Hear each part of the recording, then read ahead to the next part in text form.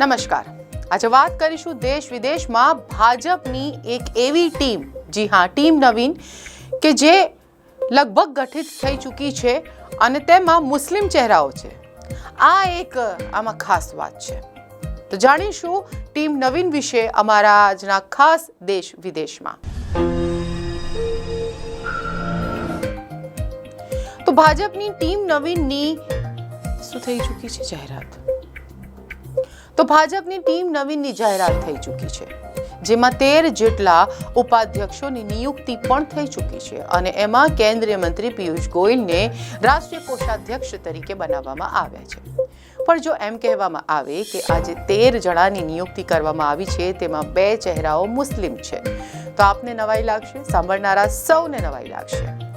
અને આની જ આપણે વાત કરીશું, કોણ છે આ અને કોની લાગી છે લોટરી.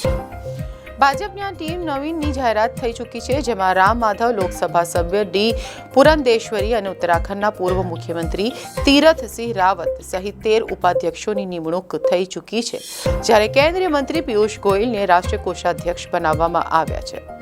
આવતા વર્ષે યોજાનાર વિધાનસભા ચૂંટણીઓની ઝલક આ યાદી પર સ્પષ્ટપણે જોવા મળી રહી છે.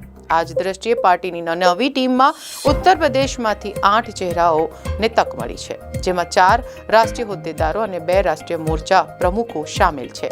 ભારતની રાષ્ટ્રીય ટીમમાં ગુજરાતના 3 નેતાઓને પણ સામેલ કરવામાં આવ્યા છે, જેમાં વર્ષાબેન દોશીને રાષ્ટ્રીય ઉપાધ્યક્ષ બનાવાયા છે, તો રોહન ગુપ્તાને રાષ્ટ્રીય મંત્રી બનાવવામાં આવ્યા, તો વડોદરાથી સાંસદ ડોક્ટર હેમાંગ જોશીને યુવા મોરચાના અધ્યક્ષ બનાવાયા છે. આ સિવાય જગદીશ ઈશ્વરભાઈ પટેલને રાષ્ટ્રીય મંત્રી બનાવવામાં આવ્યા છે, તો રોહન ગુપ્તાને તો લોટરી લાગી છે. રોહન ગુપ્તા એક સમયે કોંગ્રેસની નેશનલ ટીમમાં હતા.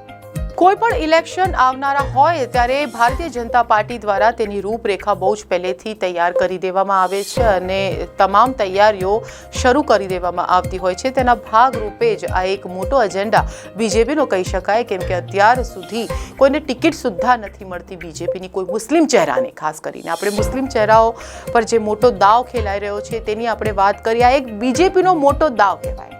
કોણ છે આ 2 મુસ્લિમ ચહેરા? તો આ 2 મુસ્લિમ ચહેરા છે ઉત્તર પ્રદેશના તારિક મંસૂર અને બાસિત અલી. તારિક મંસૂર, કે જેમને હોદ્દો શું આપવામાં આવ્યો છે બીજેપી દ્વારા, તેમને વાઇસ પ્રેસિડેન્ટ બનાવવામાં આવ્યા છે નેશનલ બીજેપીની જે ટીમ છે તેમાં. અને સાથે જ તેમની જો આપણે વાત કરીએ કારકિર્દીની, તો તેઓ અલીગઢ મુસ્લિમ યુનિવર્સિટીમાં વાઇસ ચાન્સેલર તરીકે પણ ફરજ નિભાવી ચૂક્યા છે. અને કુંવર બાસિત અલી, જેમનું પણ નામ ચર્ચામાં છે, તેઓ પણ બીજેપીના માઇનોરિટી મોરચાના પ્રેસિડેન્ટ તરીકે તેમની નિયુક્તિ કરવામાં આવી છે. પહેલા પણ તેઓ અહીંયા કામ કરી ચૂક્યા છે માઇનોરિટી મોરચા બીજેપીના, એમની નિયુક્તિ કરવામાં આવી હતી પહેલા પણ. હવે હાલ આ બંને ચહેરાઓ ચર્ચામાં આવ્યા છે અને તેમનો પણ આ ટીમમાં, નવીન ટીમમાં સમાવેશ કરવામાં આવે તેવી ભરપૂર શક્યતાઓ અહીંયા જોવાઈ રહી છે. હવે આને આપણે કેવી રીતે જોઈએ? આપણે જો અહીંયા રાજનૈતિક દ્રષ્ટિકોણથી જોઈએ તો જે 2 જણા છે, આ 2 મુસ્લિમ ચહેરાઓ ખૂબ જ ચર્ચાસ્પદ એટલા માટે બન્યા છે કેમ કે સૌથી પહેલાં તો આ માઇનોરિટીમાંથી આવે છે. અત્યાર સુધી જે રીતે મેં પહેલાં પણ કહ્યું કે બીજેપી દ્વારા કોઈ પણ મુસ્લિમ ચહેરાઓને આ કોઈ મોટું પદ તો દૂર, પરંતુ ટિકિટ સુદ્ધા પણ આપવામાં નહોતી આવી. હવે બીજેપીને આ 2 મુસ્લિમ ચહેરાઓ પર કેવી રીતે ભરોસો આવી ગયો ભારતીય જનતા પાર્ટીને, એ પણ આપણે જોવા જેવું છે અને વિચારવા જેવું છે.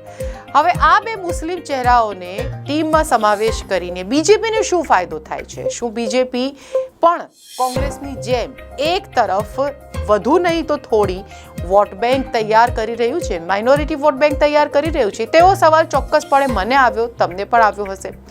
તો આ જે બીજેપીનો મોટો દાવ છે તેનાથી કોંગ્રેસને બિલકુલ નુકસાન થાય, કેમ કે માઇનોરિટીના આ મોટા ચહેરાઓ છે, આ બંને જે ચહેરાઓ છે, અને બની શકે કે યુપીમાં બીજેપીનો જે ગઢ છે તે વધુ મજબૂત 2027માં થાય, કેમ કે અહીંયા મોટી એક વસ્તી છે, મુસ્લિમ વસ્તી ઉત્તર પ્રદેશમાં.